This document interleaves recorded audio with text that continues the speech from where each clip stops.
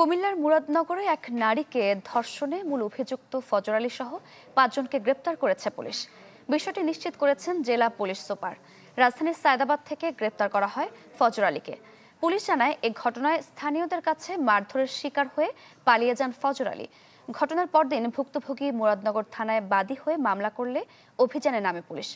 এছাড়াও ধর্ষণের ভিডিও ধারণ ও ছড়িয়ে দেওয়ার ঘটনায় অনিক, সুমন, রমজান ও বাবুকে কুমিল্লার বিভিন্ন স্থান থেকে গ্রেপ্তার করেছে পুলিশ।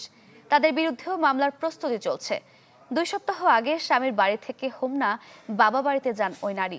২৬ জুন রাতে ফজর আলী বাড়িতে গিয়ে কৌশলে ঘরে প্রবেশের পর ধর্ষণ করে।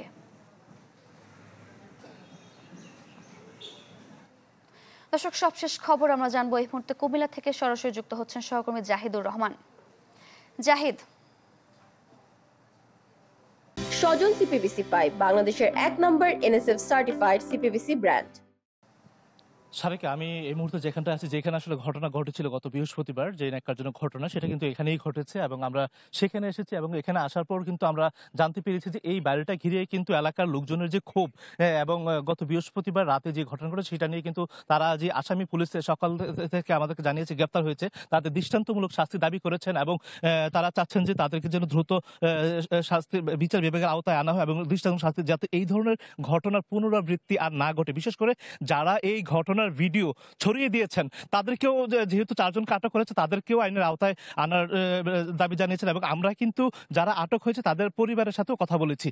তাদের ওই আটককৃতদের বাবারাও কিন্তু চাচ্ছেন যে যেহেতু এই ভিডিওটা তারা ছড়িয়ে দিয়েছে সামাজিক যোগাযোগ মাধ্যমে, এর কারণে দেখা গেছে দেশব্যাপী আলোচনার ঝড় উঠেছে, যে কারণে আসলে তাদেরও শাস্তি দাবি করেছেন পরিবারের সদস্যরা। তবে আমরা এই বিষয়টা নিয়ে পুলিশ সুপারের সাথে সকালে যখন কথা বলেছি, তিনি বলছেন যে ঘটনার শুরু থেকে এ পর্যন্ত আমরা বিষয়টা তদন্ত করে দেখছি এবং ঘটনার যিনি মূল অভিযুক্ত আসামি ফজর আলী, তাকে আমরা ইতিমধ্যে গ্রেফতার করেছি। ঢাকা রাজধানীর সায়দাবাদ এলাকা থেকে তাকে ভোর ৫টার দিকে গ্রেফতার করা হয়েছে এবং পরবর্তীতে ঢাকা মেডিকেল কলেজ হাসপাতালে নেওয়া হয়েছে এবং কিছুক্ষণ পরে তাকে কুমিল্লা মেডিকেল কলেজ হাসপাতালের উদ্দেশ্যে নিয়ে আসা হবে বলে আমরা এইটুকু তথ্য পেয়েছি। তবে তার রাজনৈতিক কোনো পরিচয় আছে কিনা সেই বিষয়টা আসলে আমরা এলাকার লোকজনের সাথেও কথা বলি, তারা আসলে সেভাবে নিশ্চিত করতে পারেনি। আমরা এলাকার কয়েকজনের সাথে কথা বলার চেষ্টা করব।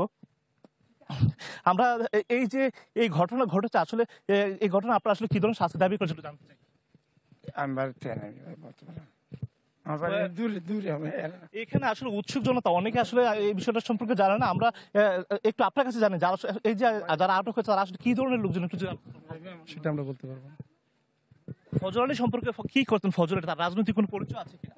না, এটা আমি বলতে পারবো না। সাথে রাজনীতির সাথে তো কোনো জড়িত নাই বর্তমানে। এই যে এত বড় ঘটনা ঘটেছে, আপনারা আসলে তার কি শাস্তি দাবি করছেন?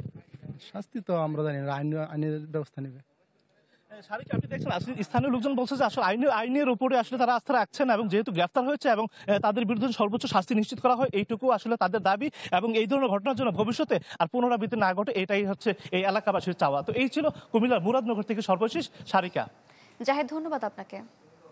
দর্শক, কুমিল্লা থেকে যুক্ত হয়েছিলেন সহকর্মী জাহিদুর রহমান।